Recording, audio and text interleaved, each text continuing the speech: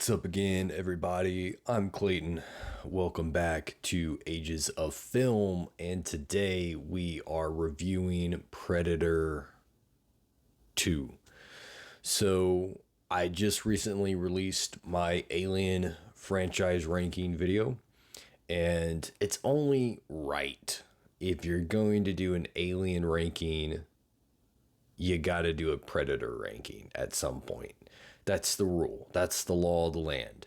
So, I need to do a Predator ranking, but I've already reviewed the first Predator film.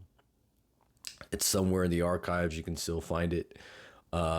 So, already gave my thoughts on the original Predator movie. So I was like, well, I could just start reviewing the Predator movies leading up to the review of it.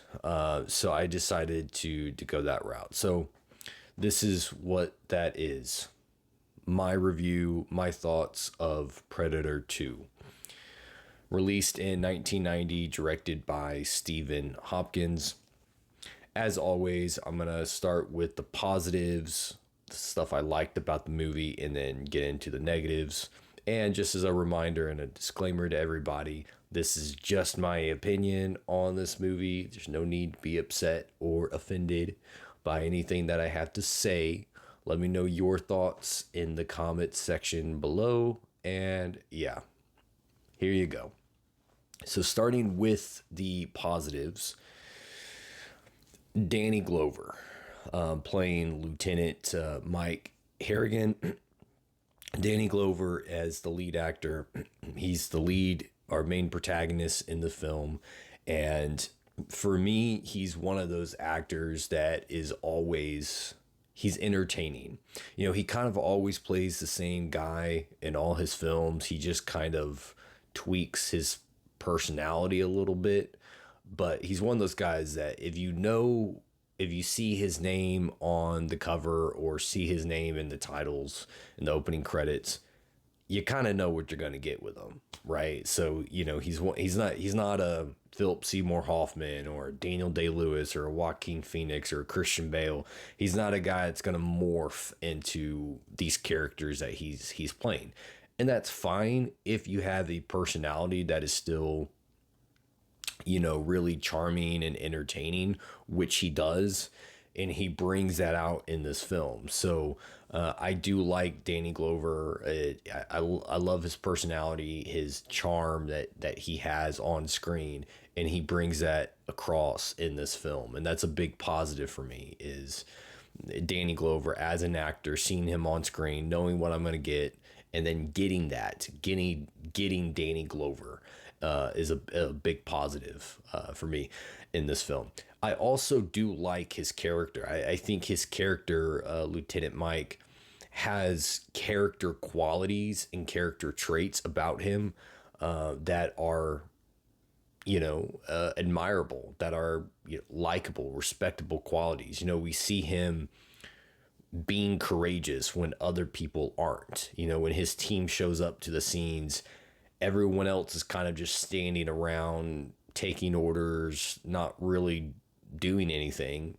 Danny Glover rolls up, like, yo, we're gonna get the drop on this dude or not? Like, he's just ready for action. He's ready to go in and save people. He knows people are in danger and he wants to save them. He shows that courage of running to the gunfire rather than just standing back and not doing anything like everyone else around him seems to be doing. So I like that bravery, that courage that his character shows.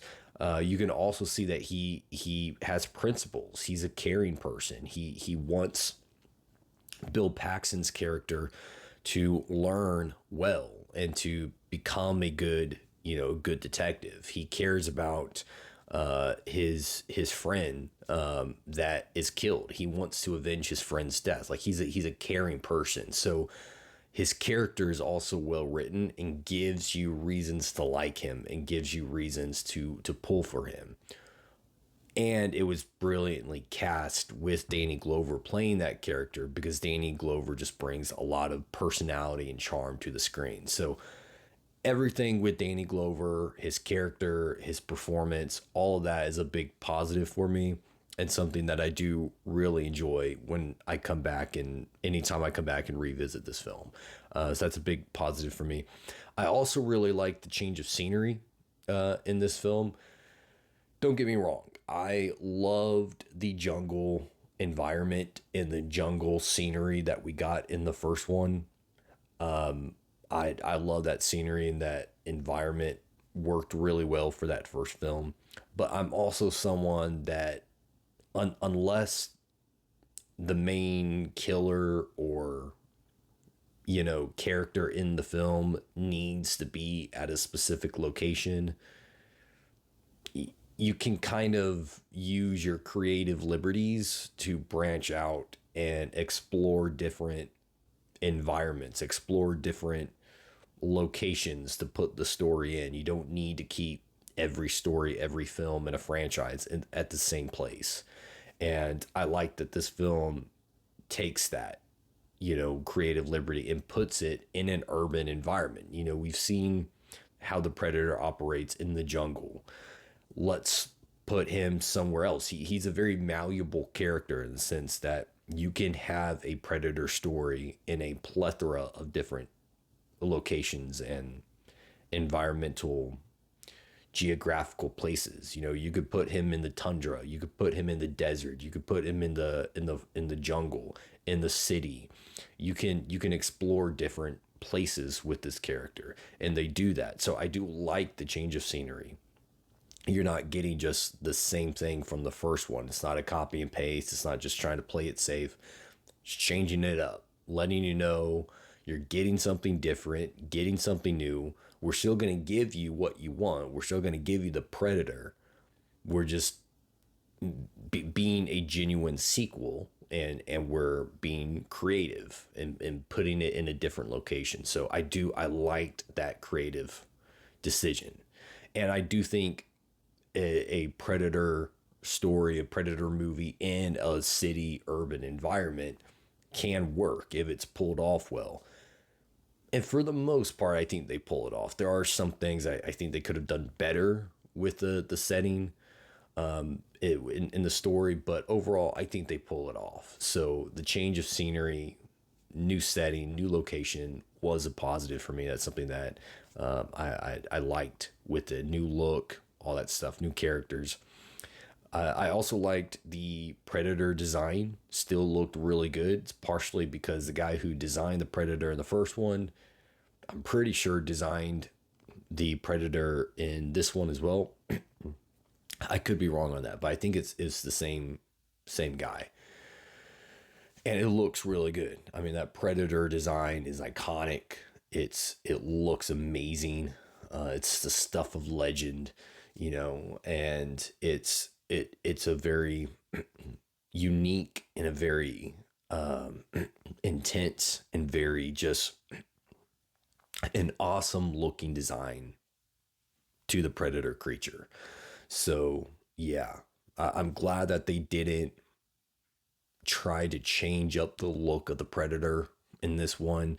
They realized that that's something that worked with the first one. That's something that people really liked, and they kind of gave it a signature touch, and by making it so iconic, and they bring that over in this one. If it's not broke, don't fix it, right?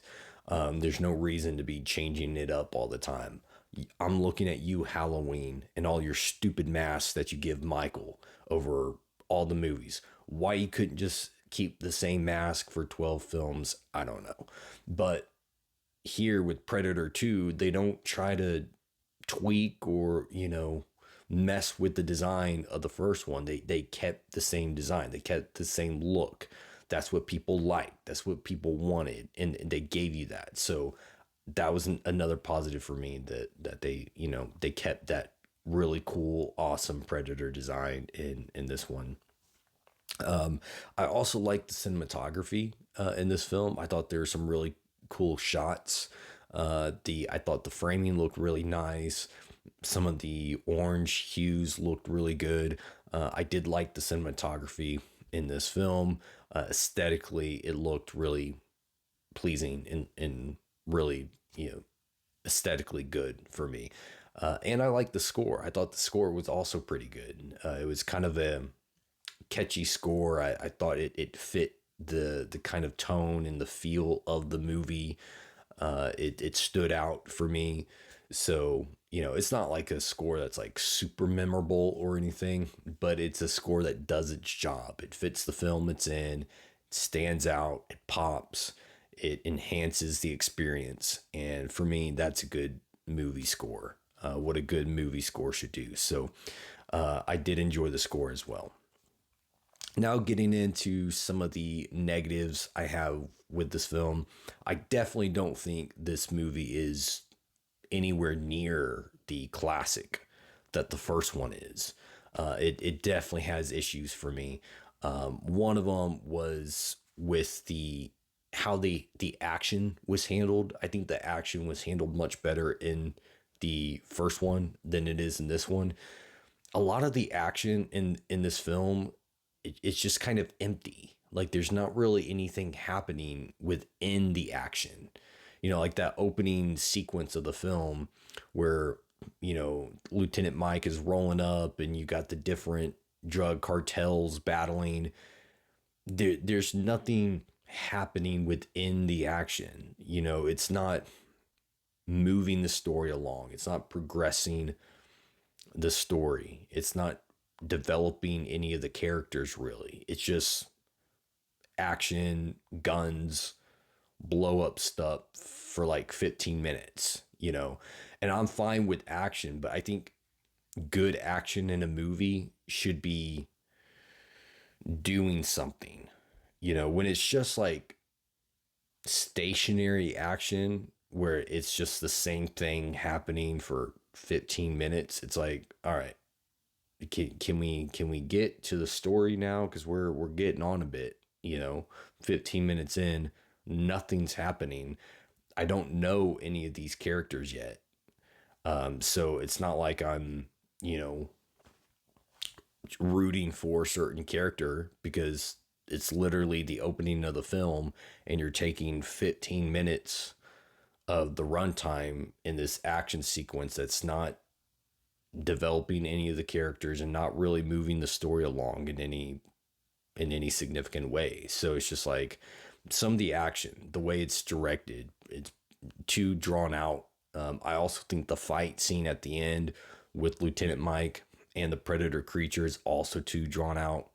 Maybe a little bit. I mean, I'm fine with it being, this good epic fight, but I felt like they took a little too much runtime just with the cat and mouse chase between Predator and Lieutenant Mike. It just drawn out a little too much for me. And then how the action is directed and handled in the opening, again, I felt like was a bit too much, a bit too long, with nothing really happening within the action.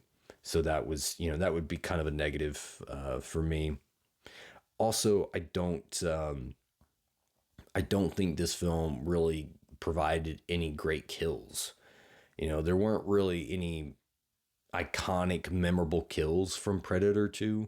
It's like, I mean, they did do a throwback to the skin kills where Lieutenant Mike walks in and the bodies are hung up and they're all skinned off. But that's the aftermath of the kills. Like that, you had multiple kills in this movie where the kills are done off camera, off screen, so you don't even get to enjoy the kill. And then a lot of the other kills are just the aftermath of the kill. Like it's not you're not seeing the kills happening. You're coming in after the kills are already done, have already happened. So for me, I didn't really get the gory, awesome kills that the first one had as well. The spine ripping out, although that character was already dead, it still added, a cool graphic feature to the Predator in that first one. This one didn't really have any of that. So the kills were really dumbed down and weak, which I don't really get. I mean, you get an R rating for the film, take advantage of that. You know, lean into that with the kills. That's one of the things people come to a Predator movie for. And so the kills were a little disappointing for me as well. And then also some of the side characters, they just didn't have the personality or the charm that the surrounding characters in the first one had. You know, Jesse Ventura, Carl Weathers, some of those other characters in that first Predator movie all had a unique kind of personality charm to them that you liked hanging down, being in the foxhole with all those guys. This one didn't really give me that. I didn't really care that much about any of these supporting characters, these surrounding characters. They just didn't have the personality, the charm of the surrounding cast in the first one. Bill Paxton as well specifically was too over the top for me. I mean, he was dialed up to 11, and it was just a little. He came across a little too strong, a little too sharp for me, and it was kind of it was a little annoying at some points. So I wasn't a big fan of the surrounding characters, and then I also didn't feel like this movie was as scary as the first one. Like, this was definitely more just kind of a fun action film. They really didn't lean that much into the horror as I would have liked them to. The first one, I felt definitely leaned more into the horror. It was definitely action horror, but they gave you a lot more horror in it than this one did. And that was a little disappointing for me as well, because I think the Predator would work and works very well in a more horror type of tone and setting, and feel to it. And I just didn't feel like this one did a whole lot with the horror in the film. So that was, you know, another kind of letdown for me. Also, there were some scenes that I felt were unneeded. You could have cut some of the scenes out and made it a little more fluid, a little smoother from start to finish. You know, like the Jamaican voodoo guy, when Lieutenant Mike goes to get information about the Predator from him, he learns nothing. Like, they're all he said, all we learned from that scene is, "Ooh, voodoo! You can't kill what can't be killed. You can't stop what can't be stopped." Like, that's literally all we're told. But we already knew that. Like, if you cut that scene out of the movie, nothing changes in the film. Absolutely nothing. It was just filler. It was just there to be there. And the kill that we get after that of that Jamaican drug guy wasn't even a good kill, because we don't see it.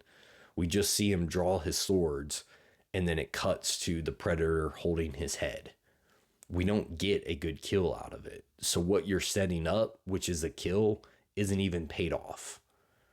So I just felt like that whole scene could have been cut.